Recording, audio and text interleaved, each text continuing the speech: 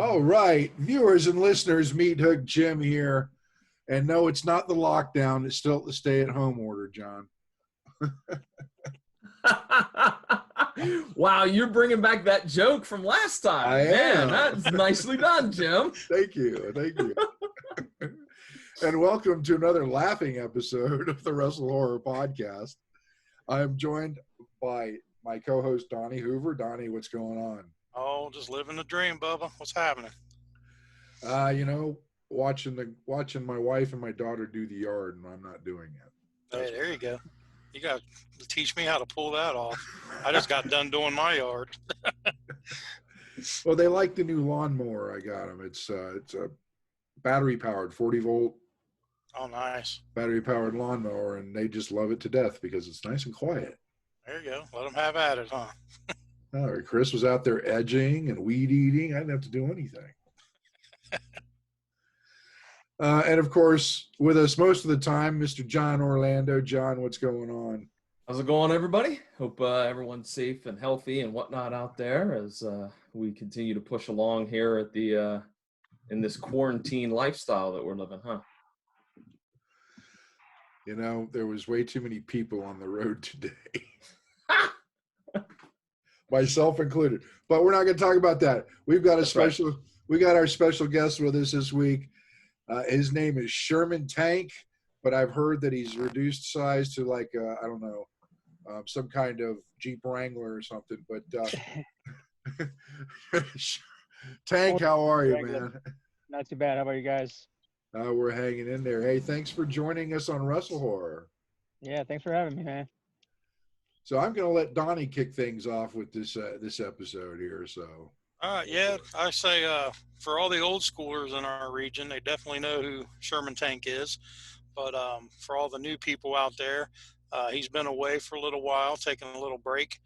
And but yeah, Tank, we've got a long history as well as Orlando. So tell the people a little bit about yourself, when you started, and then we can share some of our stories if you'd like. Started in the Akron Canton area in 1995.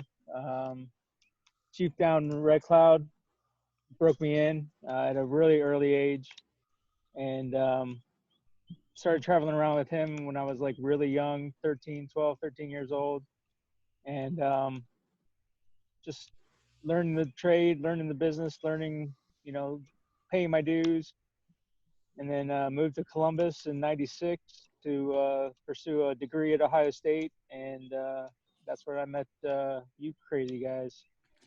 Right. And you never regretted a second of it. Well, I was a few years after 95 or 96, right. But yeah. Still. Yeah, well, we met probably around 97. That's when I broke in.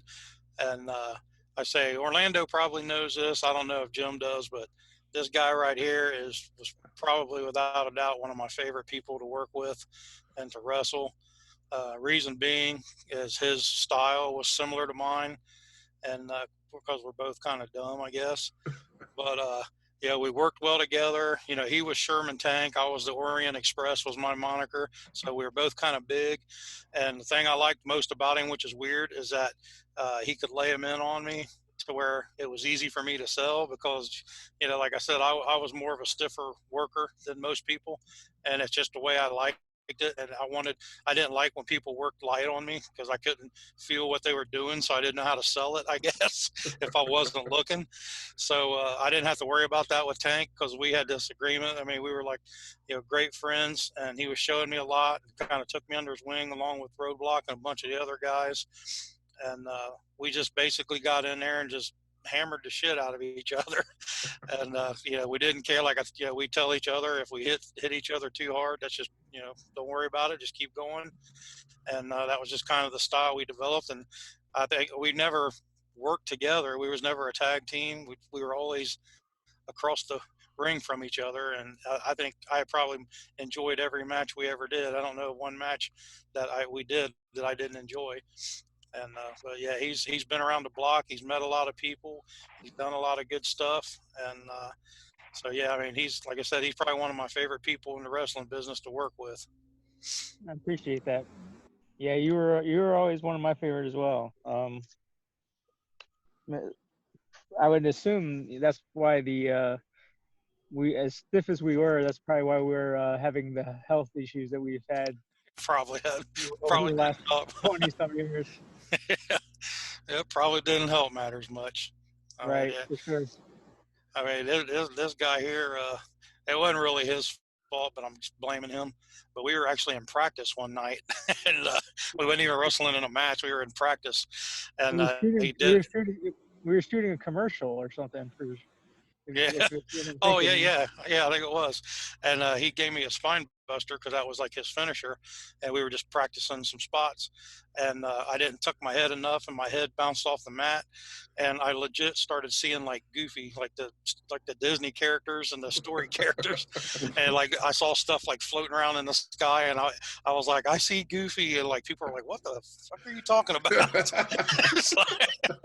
So like one of my many concussions is I'm blaming him for it. So he probably gave me a couple more. I just didn't know it. Yeah, we didn't really deal with concussions back then. Right. Yeah, there's no rule or nothing. Hey, but you know what, Tank, since we're talking about health, we talked off air, you've been trying to get in a little bit of better shape, and you're very proud of the fact that you've been doing that. So do you want to talk a little bit about the reasoning, why you decided to do that, how much weight you've lost and whatnot? Do you feel cool talking about that? Yeah, sure. Yeah, like my last match was May of 2017, and and then I went behind the scenes, which we can talk about a little bit. But for the most part, man, I was just getting up there, just a lot of aches and pains, and not being able to move, and 20-some years of being in the ring that just kind of killed me. So,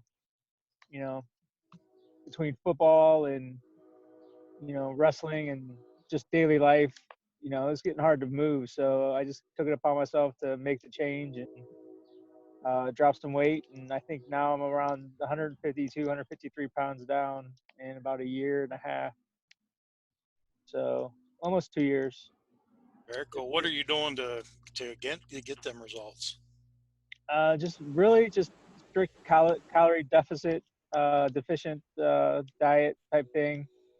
A lot of protein, a lot of water, no alcohol, no pop. And if you guys know me, especially John and Donnie, over the years, like I killed some pop, and a few beers as well, but probably more beers than pop, I'd say. Well, as I gotten older and stuff like that with the kids and stuff, like I don't party like I used to, and I don't think anybody could and still be alive. But for the most part, just when I stopped wrestling, I picked up coaching football and a little bit of wrestling here and there, and just dealing with the kids and stuff. Like, I'd stop at the gas station and grab a couple 20-ounce, Coke Zeros or Pepsi Maxes and kill 2 or 3 of those during practice and grab a couple more after practice. And it just got too much. And as soon as I cut those out, I lost like 20 pounds, like in a week or two, and it was like no time at all. And I just took that momentum and just kept on going with it. And, I had to pop in a year and a half, and I had a couple of drinks, bachelor parties and, little get-togethers and stuff like that, but very, very, very, very rarely. So I told myself until I meet my ultimate goal, I'm not going to splurge or do anything stupid. So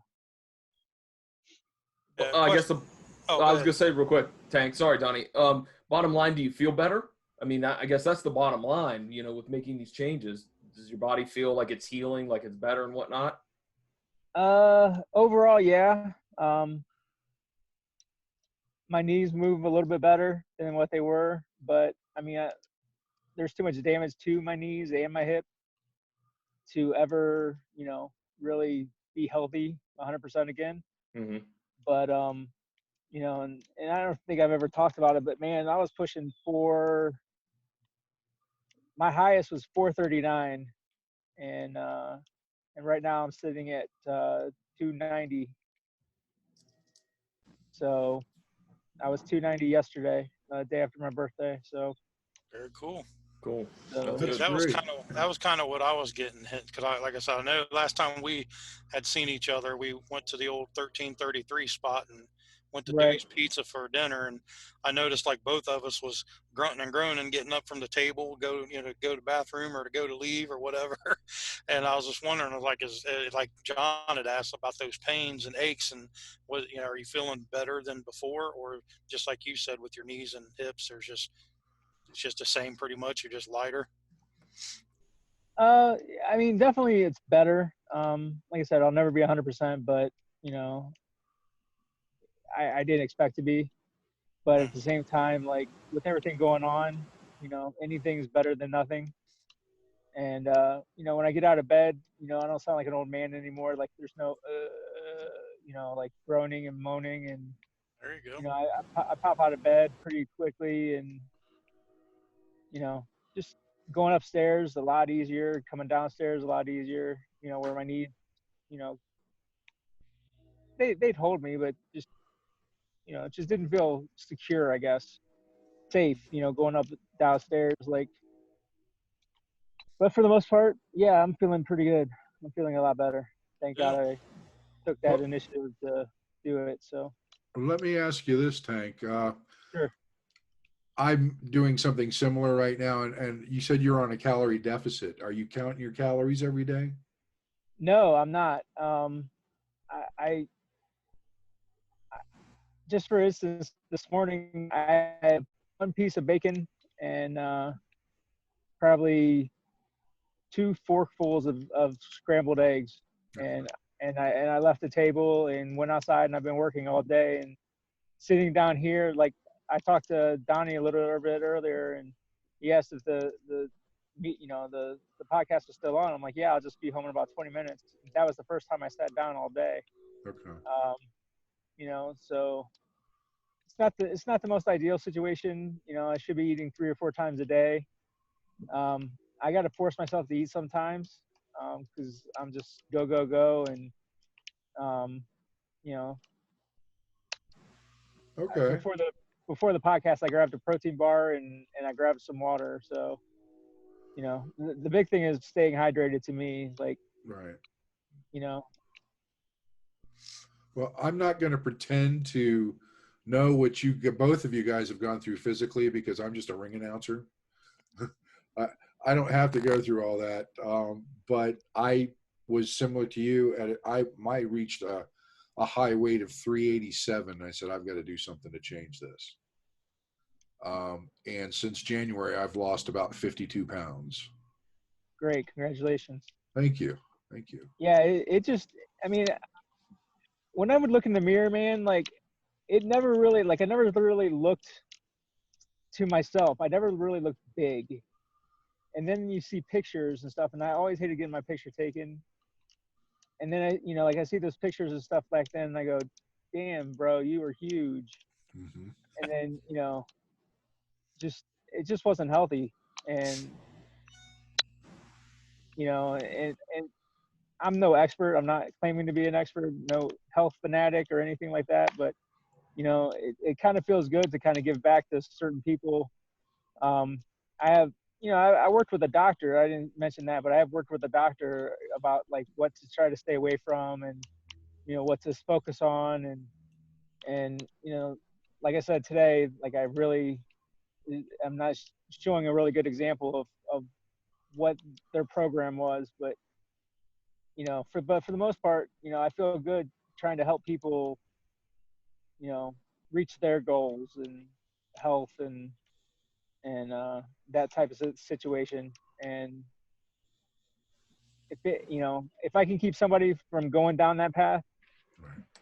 I'm happy, because I don't want somebody to be as miserable as I was inside and out, because I was just a ticking time bomb. Right.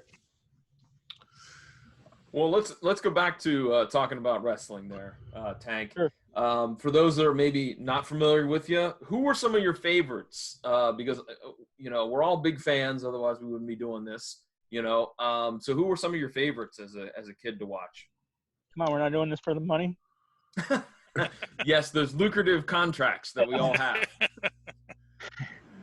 I mean, obviously, like my first memory of wrestling, other than coming outside my front door one summer day and seeing a wrestling ring in my neighbor's backyard, which was my first uh, exposure to the business, I guess. But I just remember like my father and I, or my first recollection was being on my grandfather's floor and, just him watching wrestling. I don't remember who was in the ring. I just remember the ring and the punching, the kicking, the moves, the crowd, and this was probably early 80s. And then like my first like actual recollection was of people was WrestleMania 1, when it was Hogan and Roddy Piper. And I just remember my dad telling me about it, and we were looking in the paper for the results. Like, like I guess back then, like sometimes they post the results for at least local shows. And but Hogan and Piper were like the first two big influences. But then as I kind of started watching, I really gravitated towards the Rock and Roll Express, just the way they dressed, the move, the way the crowd reacted to them. Dusty Rhodes, Arn Anderson. I loved the WWE, but man, I lived on NWA wrestling. Thank you. It was night and day to me. I mean, and it's not a knock on WWE. WWE was the production, you can just tell. But man, like you just thought that like Ric Flair and Dusty Rhodes hated each other, and you thought that, the Midnight Express and the Rock and Roll Express like hated each other, and Yep. just, dude, there's just no amount of money that, I can't even think of the comparisons that I was make, but it was insane. I mean, there was no way that I was not going to do this in some form or fashion. So I have a quick follow-up question. So Sure. How long did it take for your neighbor to smarten you up? Or did he, for a while, did he just kayfabe everything? Oh, he kayfabed everything until my first match. Oh, okay. I mean, okay.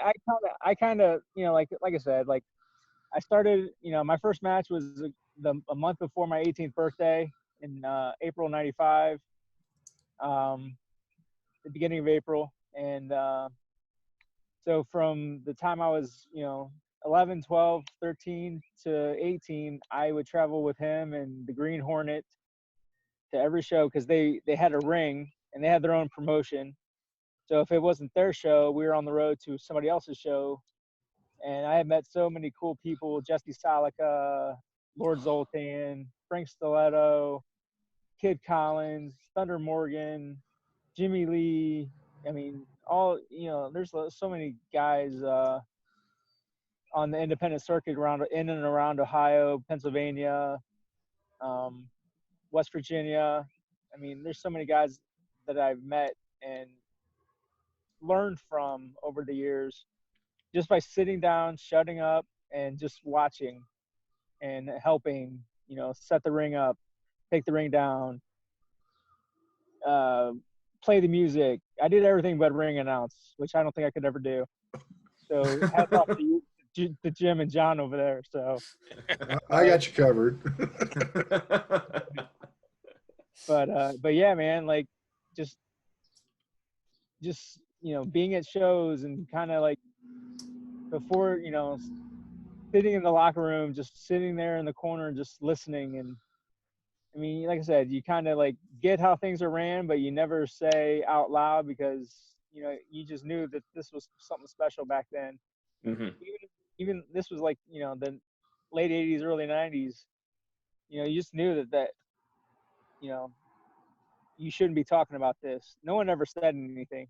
No one ever said don't talk about this. We don't. But you just knew, like, this was for the boys and the girls of the business. And I had a very, very small role, but I loved that role growing up. Cool. That's cool. Yeah, well, you talked about learning and sitting in the corner being quiet, and you also talked about helping people with like your weight loss journey. But you've also helped in wrestling business. You started Spinebuster University a while back and ran your own school out of Akron for OCW. Do you want to talk a little bit about that? I actually use some of the guys you train, so the proof is in the pudding that you're putting out some good talent. Yeah, we after after Jeff Cannon shut down OCW, and there was a situation that presented itself that that I could kind of co-own the company, and through some prodding and pushing and asking and begging from a couple other talent from the OCW roster, we took over OCW, and about 6 months into it, we decided to open up a school. We had an old gym, old elementary school gym that became available, and we started Spinebuster U, and from the very first class, I mean, we had a tryout class of almost 20 people, and we weeded down to 3 and 4, actually 4, and 1 was still in high school, so she had to drop out and come back like when she was like not doing her, some senior sports. But and then we had a second class, and that one was 6, and we ended up dropping all but 2. We didn't take everybody. We didn't want everybody, and that's not to say that the business doesn't have a place for everybody, because I do think that, and I'm thinking I'm the only one of the very few that do think that, but it just wasn't their time. And the 4 that I'm really claiming training ownership over or responsibility for have really stepped up. I really haven't kept up with them lately, just various texts and whatnot, because due to some Certain circumstances. definitely some circumstances. I don't consider myself in the business. That may change, it may not in the near future, but currently I'm not really doing anything actively.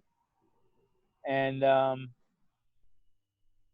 so you're kind of, when you're not in it, you're not around it, you're kind of out of sight, out of mind. Another spoke in the wheel kind of thing. And but last I checked, man, that they've been really killing it, and I'm proud of them.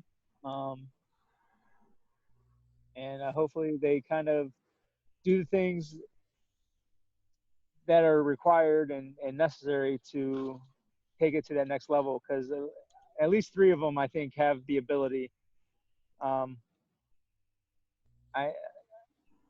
Not to talk bad about anybody, but the 4th one is having some confidence issues, I think, and you can't have that trying to go anywhere in this business, Right. to the next level. So Yeah. Yeah, like I said, some of those, Jake Ely and Chuck the Truck and Gino DiCapo, they've all worked for New Ohio, and they go out there and kill it, and they do great jobs. Mm-hmm. Agreed. And, I'm glad to hear that.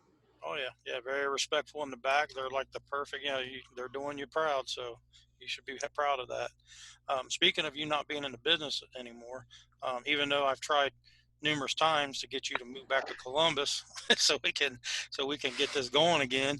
Do you ever have any thoughts of returning once you said, I know you say you got knee and hip issues and all that, but being that you're lighter and feeling better, any thoughts of getting back in the ring? I mean, I guess we never say never in the business, but probably not. I have 3 sons that are very active in their own sports, and I coach 2 of them.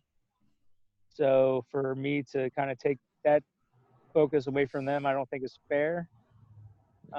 That's not to say that maybe every once in a while, or maybe one special occasion, I might show up somewhere. Right. But anything like I was doing, a couple years ago, and for 15 of my 22 years, probably not. Yeah, well, it's a good thing you make ring gear, because with all that weight you've lost, I don't think your old gimmick will fit. I've actually thought about trying to put that stuff on, but it's in a suitcase and locked away someplace I'm not really allowed to go. So the big thing, I think, my gear can be altered, I know, but I can slim that down a little bit. But man, I'm afraid to like try my boots on for sure. my legs are not tree trunks anymore. They're more like saplings. So Lost the big bowling ball calves, huh? oh, for sure. I mean, especially with this quarantine, I can't get back in the gym to save my life. So, for the big part of it, I'm over here like picking up cut out. I've had trees in my backyard blown over from storms and stuff, so I've cut them up and lifted those.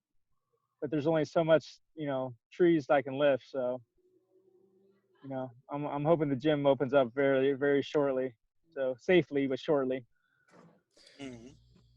Tank, do you have a favorite match? Because I will share, if I may. One of my favorite Sherman Tank matches was the one of the many battles that Jeff Cannon and you had in Newark at the Armory, where you guys Falls Count Anywhere? Yeah, the Falls Count Anywhere. You guys just went all over that building, but it was such an exciting match. The fans were totally into it. Like, they were absolutely just awestruck with it. And you guys tore the house down. That's personally just one of my favorites. But do you have a favorite match? I don't have a favorite. So I'll give you like my top 5. Okay. Top 3. And that is definitely one of them. Like you said, Jeff and I had great chemistry. He's such a ring general. I mean, he could probably wrestle a broomstick and have a 5-star match. He just had an amazing mind for the business, and I wish he was still in it, because I would probably still be in it if he was in it, for sure. Given the certain things that wouldn't have realigned the way they did once he got out, but yeah, that match was amazing. The pacing, the just the right amount of craziness, but nothing too insane. But like you said, like, that crowd was just hot, and Newark was always a good town for us, and I definitely loved that match. Another match was me and Shank. I can't remember the year, but I hope he remembers this match. It was for the IWA in Marion. I can't remember the building, but we did this one spot, and it was a reverse spot, and I threw him over the top rope, and he took that thing like a champ. And that was one of my favorite matches with Shank. Mm-hmm. Yep. I mean, and to say that we've had probably 4 or 5 that were just as good over the years. He like you said, we always beat the living dog shit out of each other, and it was fun. A lot of good ones. And one of my next ones was my last match with Juice Jennings and the J. Babe Stern Center down in Canton, May 2017. It was same type of situation. Crowd was on fire. And we had only been there, I think, maybe one time before that, but the crowd was hot. And it was just the right time, right time to go out. It ended up being the right place to go out, although I would have loved for it to be if we had ran more shows in Columbus, because that was my second home, or even Coshocton or Newark. or Zanesville. I think those were the hotbeds of OCW back in the day. So, and I still get messages from fans going, "Will you please bring OCW back to, you know, Coshocton or, you know, Muskegon County or, you know, Zanesville or anywhere down there?" And I'm like, dude, you're talking to the wrong guy. But barking up the wrong tree. right. But you're absolutely right, Tank. We always did very, very well in those three towns, and then, you know, we would branch out and try, you know, a show here, show there. Just still never really captured the essence of OCW as those three towns: Newark, Zanesville, and Coshocton. Right. I mean, you know, Dover and Cambridge was always pretty good with us or for us, but, you know, for the most part, overall, it was just, you know, those three were the triple threat for OCW. So. Oh yeah. I mean, all the shows that I can remember, except maybe one, drew great, crowd was hot. I mean, the only show that I can remember, not to talk, you know, bad, but about a situation was John, and if you remember this, after the St. Clairsville show. Yes, I remember that show. The Sunday Newark show after the St. Clairsville show, which was a cluster F to, you know, the nth degree anyway. But just something about that show the next day. We never ran on Sundays, and I don't think they were prepared for it. And, you know, a Sunday afternoon show just didn't really draw really well for us. But you're absolutely right. That Newark crowd, that Sunday afternoon was not a happening, and the St. Clairsville show was abysmal the day before, and that's a very long story, but it was it was probably the worst OCW crowd we ever had, if I remember correctly. And it was no fault to anybody in OCW, and I'm not trying to play, you know, scapegoat or, you know, trying to like toot anybody's horn that we never did anything wrong, but it was somebody from the outside that really screwed us over. Mm-hmm. And that was the last time that we let anybody screw us over. So, yes. But Matt Mason and I took it out on the guy, and we got our kind of got some payback on him. So that was fun. What? That happens in wrestling? Get out of here. Hey, also, you actually had tryouts back in the day with Jim's favorite promotion, TNA. I want to talk a little bit about that. Any good stories with that? Yeah, I ended up getting a tryout with during the gut check situation. I can't remember the year, early to mid 2000s, mid 2000s. And it was, I mean, I'm in Canton, and I had to drive down to shoot, what is that city down in Virginia? What city is Mickey James from? Somebody got to know that. Fairfax? Starts with an R. Richmond, Virginia. Okay. Yeah. And I mean, dude, that was everything that I ever thought I wanted to do. I mean, obviously, Shank, we've had experience with another company, national company, but this was, I mean, I was treated really well. I ended up having a really good tryout with D'Lo Brown. An individual that I teamed up with and worked was his name was like D-Line. He was from the Richmond area. Him and his tag team partner, which he didn't do the tryout because he was injured, did like a football gimmick. Didn't know him from anything. Everyone just kind of paired up during this tryout, and we were just the two last guys to go. And you know, we went through the drills.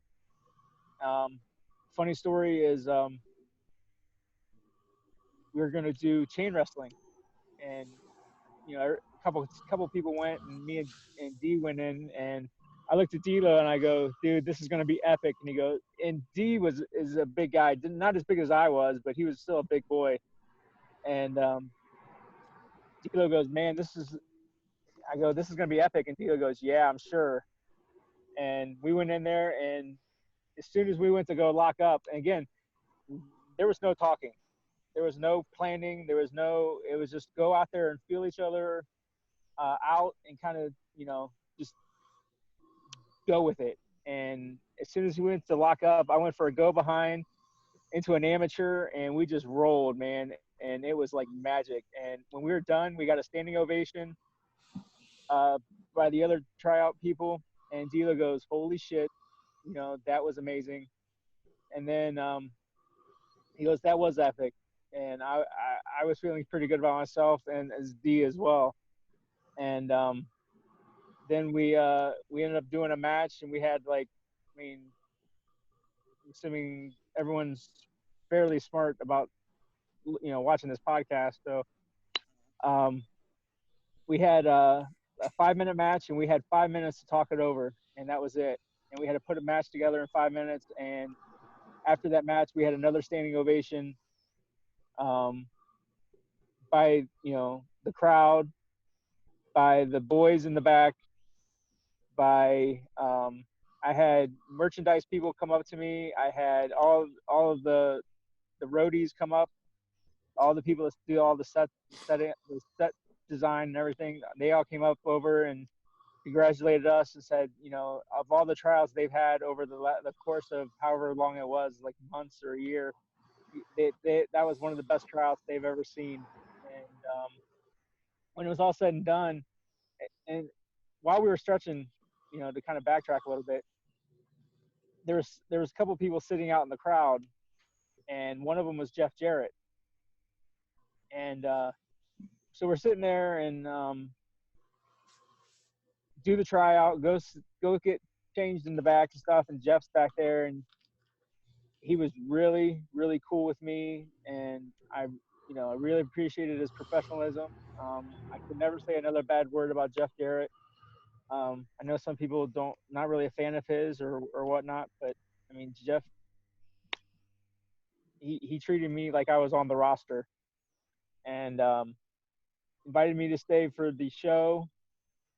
Well, everyone to stay, but then the videographer that captured the tryouts came up and grabbed me and one other dude, and we were shooting commercials in the back for TNA. Nice. I don't even know if they ever aired, but we were supposed to act like fans, how they kind of do the extra stuff, and we're walking around with Mickey James and Jeff Hardy and stuff like that, and talking about Sting coming back. So we got the Iggy that Sting was coming back before he was really announced, and he goes, we trust you, and hopefully, you don't really say anything so this doesn't get out to anybody. And I didn't say anything, but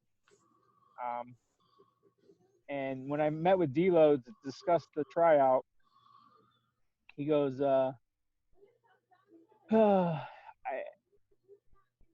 he goes, you had a tremendous day. He goes, there was 17 people in this tryout, and I stood out because I was the big guy. I mean, everybody else was like all cut and tan and, looked like $1 million and stuff like that. And I was the Bam Bam Bigelow-esque type wrestler that, stood out, I guess. But he basically said that if he's like, I'm going to the booking committee and I'm telling them to find a spot, make a spot, or something else about a spot, and get you on the roster. And my dumbass did not follow up, and I just assumed like it was a done deal. They had my information, and I never followed up with D'Lo, and nothing ever came about. So kind of shot myself in the foot there, but it was a valuable experience. I loved every second of it. Kind of a funny story was before the tryout, I was like really nervous after the whole ECW debacle that Shank knows about. And I had to go to the bathroom and just look myself in the mirror going, this is your time. this is your chance. Take advantage of it. There's so many people that don't really get that opportunity, and so for the most part, man, I had a flip switch in my head and took advantage of it. Well, I'm going to have to go back through the archives because I've got Impact Plus. I'm going to see if I can find you. There you go.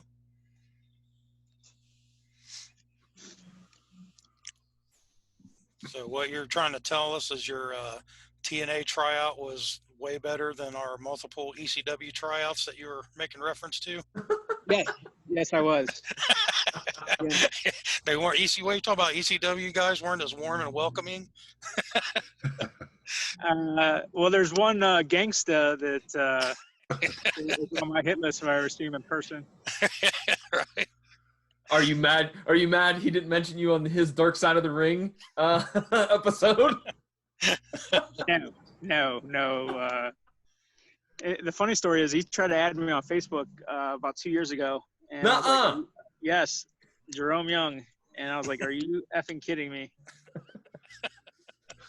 I mean, you try to, and I'm sure he didn't mean to do what he did. And to the extent that he did, he was just trying to be funny or basically I was running the ropes and he swiped my ankle and I had these high-tech Magnum boots on, which was popular at the time. And I ended up almost breaking my ankle. Luckily, I had my boots on really, really tight. And I went to step and I looked at, and I had two big boots coming at my face from two guys that jumped in the ring, to work us out a little bit to say. And I had to roll through so I didn't get kicked right in the face. Because I literally thought I broke my ankle. I don't know if you remember that, Shank, or not, but Yep. It killed. And, testament to how much we wanted to be part of the business. I did not leave, ended up staying for the show, taking the ring down, and it was raining and I couldn't put too much weight on my ankle. I ended up falling down on the ramp with carrying the heavy ass steel side of the ring. John, I'm sure you remember how Jeff's was. Yeah. But this was probably 2 or 3 times as heavy. Oh yeah, their ring was heavier than crap. I mean, the ring was amazing. I will put that ring over to the day I die. That ECW ring was like, the ropes were tight. The bump was amazing. It was like concrete, but yet a pillow. If you know what that kind of means, but yep. I mean, you could run on it and not twist an ankle or not, not sinking into the surface, into the mat, and but you bump on it and it was like, I could have slept there and probably almost did. You almost did after the New Jack ankle swipe, didn't you?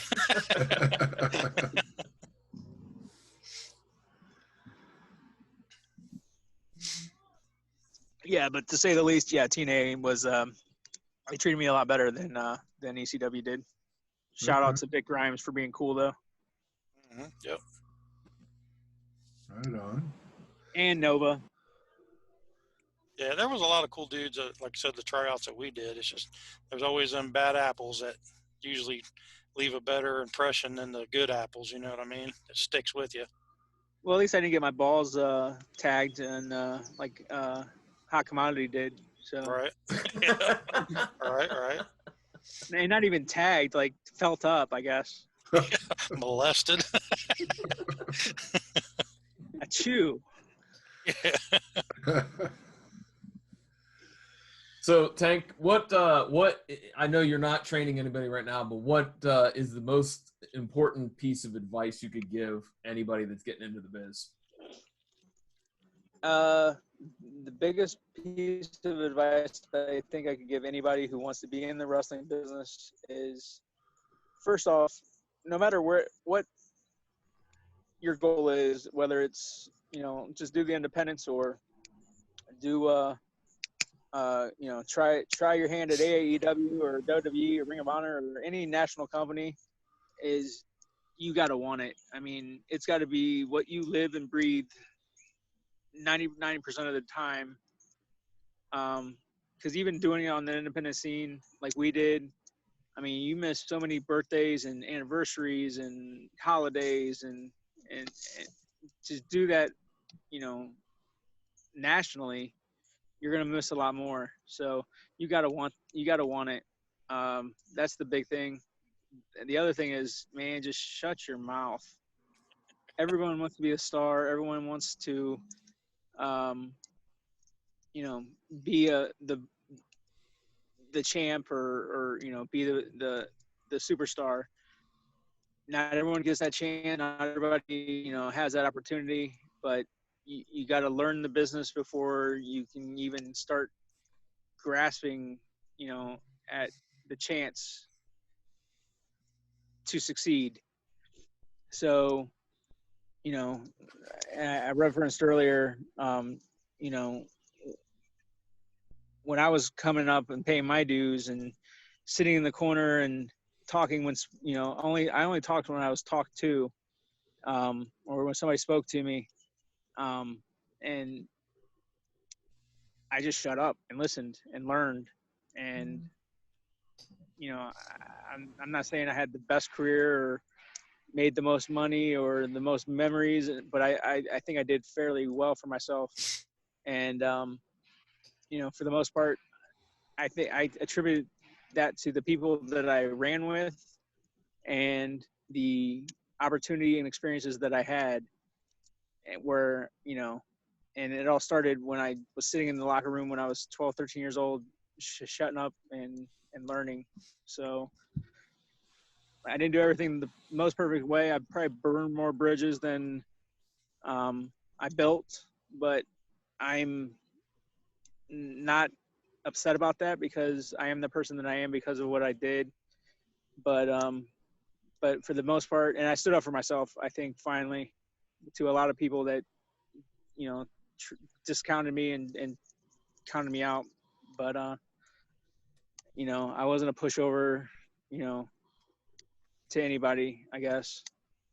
But those would be the two big things I think I can tell someone who wants to get in the business. Just, you know, you got to really want it, and just shut up and learn as much as you can from as many people as you can, not just your trainer, but there's so many different resources now, and, you know, people from all levels trying to teach you and teach the next generation, and you got to take advantage of that, because if you don't, you're just missing out on a good education. Mm-hmm. I agree with that last one. I think that was, you know, one of the things that separated out really good workers in OCW or whatever indie that we were working versus those that were subpar, because those that were subpar were the folks that wrestled, you know, once a month for promotion X, you know, and didn't go to this promotion or that promotion or wherever, you know, try to learn a little something, because, you know, as Donnie and, you know, Tank and even probably Jim, you know this as well, there's different types of crowds, you know, that like certain things and want certain things. And I think that was always the thing that behind the scenes in OCW that sometimes frustrated some of us, you know, that we're trying to help out with creative, was that, you know, if this individual wants a spot, but yet they're still doing the same match over and over and over again because all they do is work OCW, you know? Right.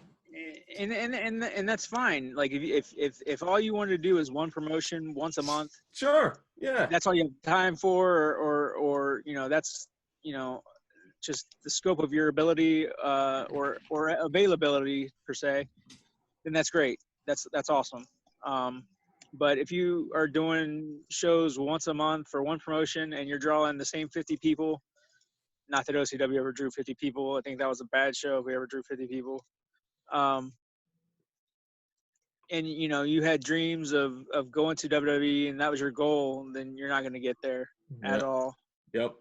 Exactly. So, yeah. Yeah, I want to bring up a point that while you were talking, it kind of stuck with me, and which I know this from experience being in the locker room with you many times. But you made reference to where you'd go into a corner and you'd find your little spot, and you'd sit there and you'd be quiet, and that you did do that for a fact, and that's kind of what you were known for.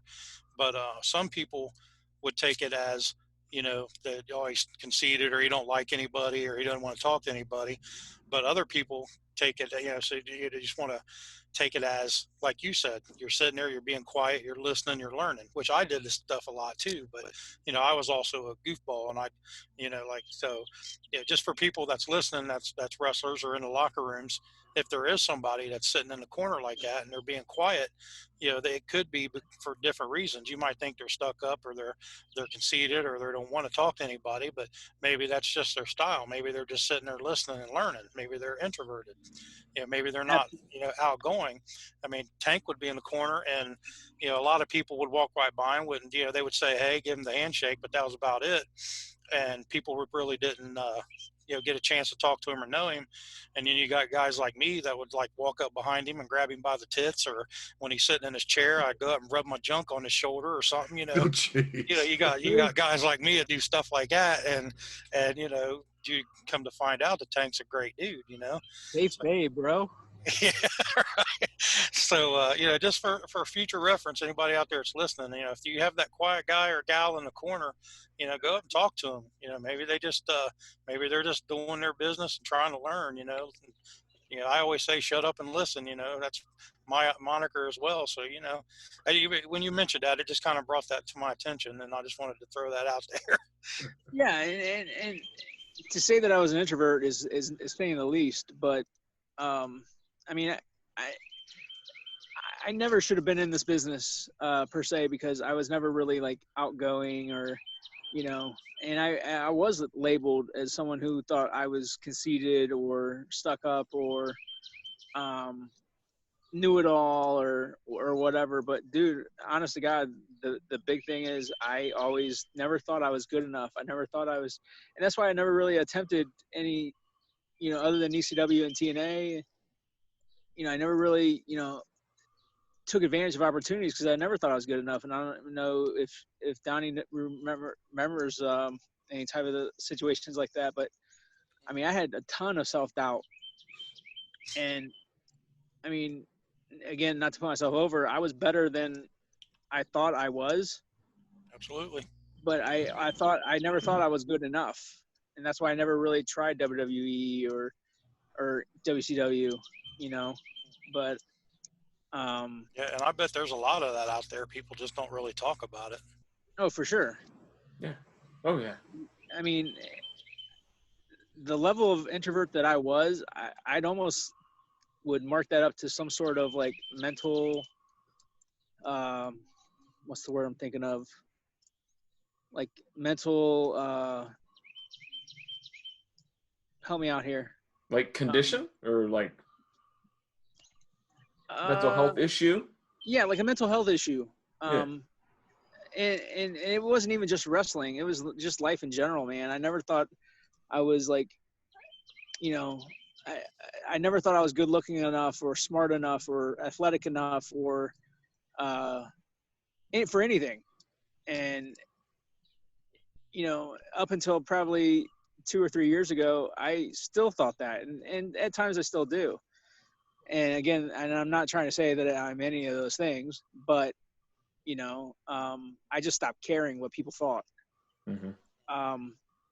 And when I stopped caring and I stopped caring what people thought, and I stopped giving a damn about like how people treated me, and I cut out the negativity of my life of, people who I thought were my friends and people who I thought, I need to have this person in my life because they make me a better person. But in reality, they really drug me down and was a lot negative influence on me. It made me feel bad about myself. And I was like, dude, screw this. I'm better than that. And a better person, and I deserve more. And I cut these people out, and I've not been happier since I did that. So Yep, not a bad move for sure. No. Get rid of all No. the negativity. And like I said, I remember times where you'd be in the corner and there'd be a few people come out and be like, well, Tank's in the corner. He looks like he's in a pissy mood. So, feel sorry for whoever's going to wrestle him. And I'd be like, well, not for long, because I'm getting ready to go in there. And then I'd go in there and just fuck with you just on purpose, just to, to see what kind of mood you were in. And I'm like, well, he's either going to punch me in the junk or he's going to laugh and, tell me to get away from him. And like I said, you just never know. I mean, and Donnie can attest to like my attitude, the way I carried myself back then. Like, I was constantly not in a happy mood. I was not happy with myself. I had a lot of stress at home with the health of my father and other family members and stuff like that. And that really, it took a toll on me. And then, coming to Columbus in '96, and and then my happy spot was IWA at the beginning, because that's where I met Costa and Rico and Shank and Mason and all those guys, just kind of. And then, but at the same time, like, I was miserable. I wouldn't work out. I stopped working out. I would stop, and that's where, like, it's just a vicious cycle of the whole weight thing and just my whole mindset of not being good enough, and it just spiraled out of control. And then 20 years later, here I am. Mm-hmm. So yep, so you can definitely tell the difference. A mental health issue, I think. Oh, heck, we all got little mental health issues, or we wouldn't get in between the ropes like that.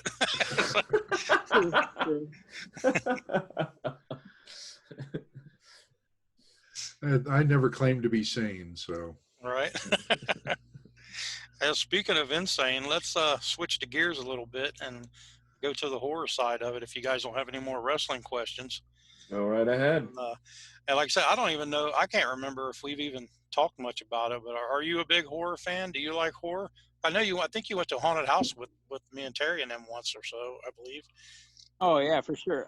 Well, I mean, given the fact that, like, I've carried a lot of negativity in my life for the longest time, like, to make myself feel better, I was always a comedy guy, like, right. Comedy movies, comedic movies and stuff like that. I was never like a Rambo or stuff like that. I mean, I'd watch it and enjoy it, but if I'm gonna watch the funny movie to make me feel good, as opposed to the movie that's gonna piss me off and make me hate the Russians or something. So, but yeah, definitely. It's kind of funny. I'm the only one in my house that kind of still enjoys somewhat going to a haunted house, as long as there's no simulated rape. We're not going to touch that one. I know what you're talking about. All right, as long as you do. Okay.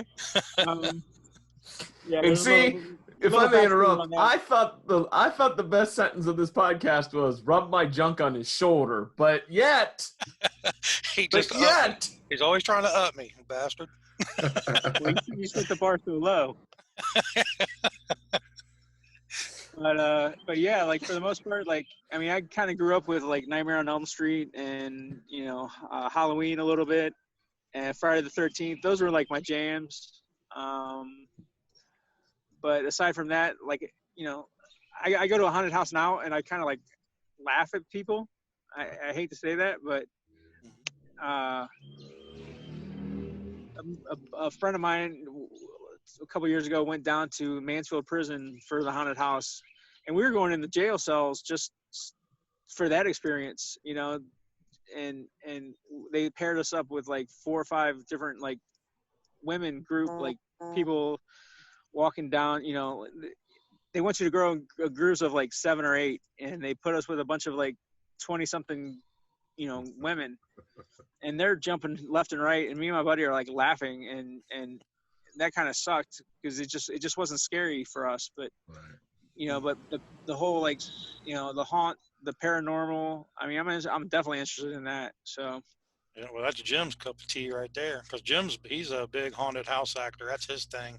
He's like a guru at it, but he does paranormal too. Yes. Yeah, I definitely want to go to the Mansfield Prison and do the tour in the overnight, see how that is. And there's a couple more, the Newark Prison, Newark Jail down in Newark, Ohio, and there's I think one in West Virginia, Moundsville State Penitentiary. Moundsville, yep, State Penitentiary. I've been there twice overnight. Oh, have you? Yeah. Got some interesting stuff. Yeah, that sounds like it.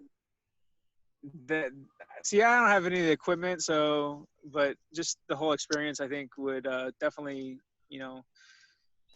I was a big Ghost Adventures fan for years, watching that show, and it just seemed like they are the ones that kind of got the most activity readings, I guess. But Jim's got all the equipment, so we'll have to plan something. Right. That would be amazing. Yeah, I was gonna say, once everything's lifted and life gets back to a semblance of normalcy, we should all get together and sign up for one of these, and we'll do it overnight. I've got all the equipment we need. Oh, that'd be amazing. Road trip. Yeah, I'm in.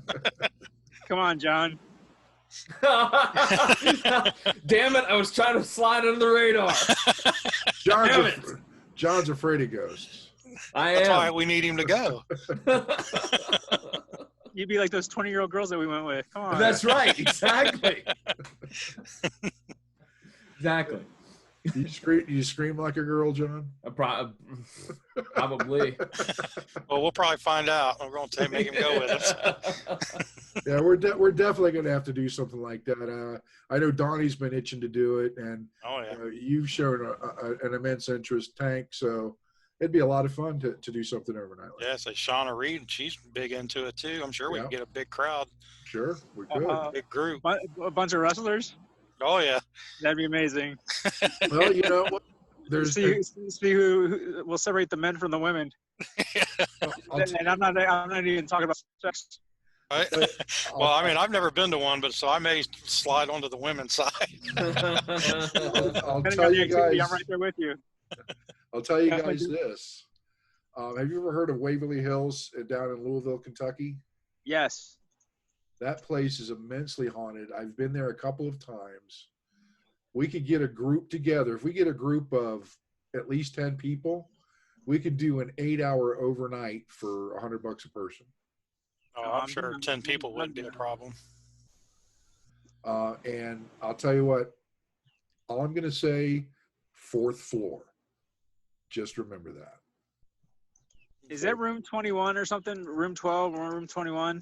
No, you're thinking of room 529 on the top. Okay.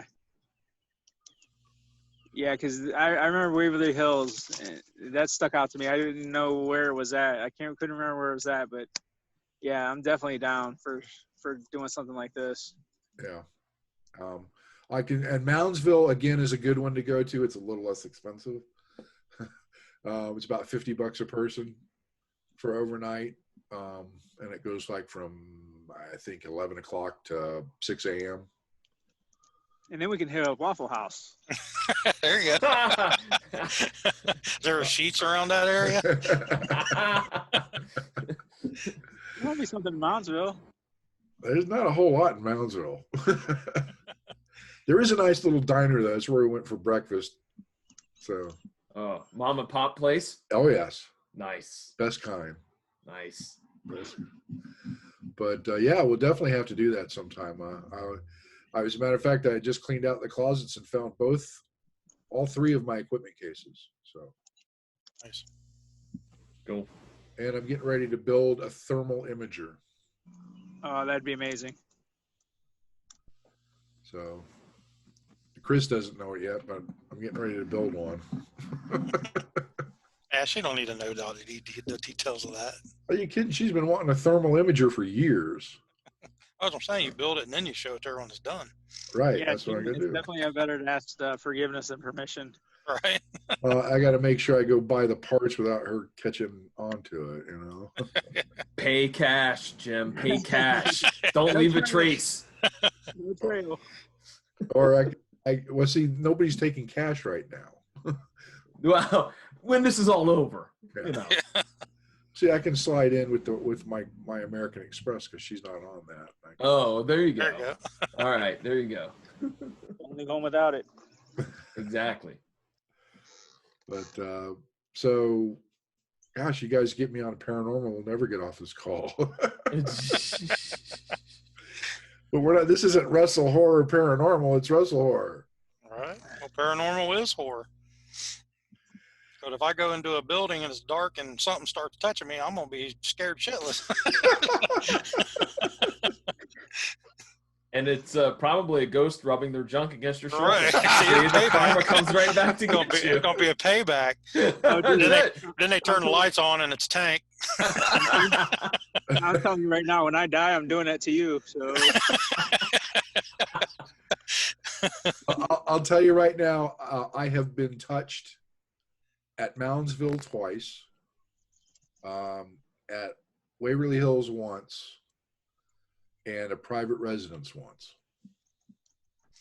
Nice. What does that feel like? Does it just feel like an actual person touching you, or is it a different feeling? Well, in the case at Moundsville, something tugged on my pant leg. We were sitting down at a table in the cafeteria, and there was nothing around us. And there's something yanked on my pant leg, so I immediately took my IR camera down there to look for something, and couldn't find anything anywhere that would do it. It felt like a person tugging my pant leg. what if you don't wear pants? Yeah, I don't think Tank's ever wore pants. Well, then they might pull your leg hairs. What if you don't have leg hair? You're going to lose a shoe. There you go. You're losing a shoe, Tank. In Donnie's case, they might grab his junk, but Right? They'd be disappointed. Can't be first, but they can be next. Right? yeah, I've got a couple infrared cameras, all the recording gear. I've got no contact thermometers, which are hot now. I got divining rods, dowsing rods, EMF meters, voice recorders, just a litany of stuff we could use, and hopefully get some good data. So That would be amazing. let's plan on this when this all goes away, whatever that may be. I'm in. I'm getting a little tired of being cooped up. Just remember. It's making everybody go stir crazy. But just remember, the murder hornets are coming next. Yeah, that's Right. right. So, That's right. I mean- Murder hornets, and that's real life. That's not a horror flick, right? no. Just what we need. Coronavirus, murder hornets. What's next? Well, That sounds Godzilla like by a- that point. It'll be Godzilla at that point. Sounds like a Japanese deathmatch tag team. But I was going to Yep. say rabid chihuahuas, but Yeah. That's a good point, Tank. How long do you think it's going to be before a tag team or a wrestler does come out with the name Murder Hornet? I made the suggestion yesterday that somewhere in the next few months there's going to be a death match that uses COVID-19 somehow. It. Right. It. Like they're going to dip like tattoo needles in something, and it's, oh my God, it's COVID-19. And stab them in the forehead. That's happening. It It's the wouldn't resurrection. surprise me. It's the resurrection of the Montezuma's revenge match. Oh man, we need to cover that one sometime. Right? Yeah. It's Gosh. funny you mentioned that because, Tank, I just explained that to somebody about 3 weeks ago. And what was the About look that that they match. gave you? Huh? What was the look that they gave you after? Or during actually, the explanation? it was on the phone, actually, so I have no idea. They laughed hysterically. So Yeah, that's another podcast for another time. for sure. You can do an hour just on the Montezuma's revenge Yes, exactly. Exactly. and the participants. Yes, and the participants. And Jeff still super pissed off that got greenlit. Well, That's why he's not in the business anymore. Thanks, John. I love the best part about it was when he looked at me and goes, "You're cleaning the shit up." Okay, I don't care.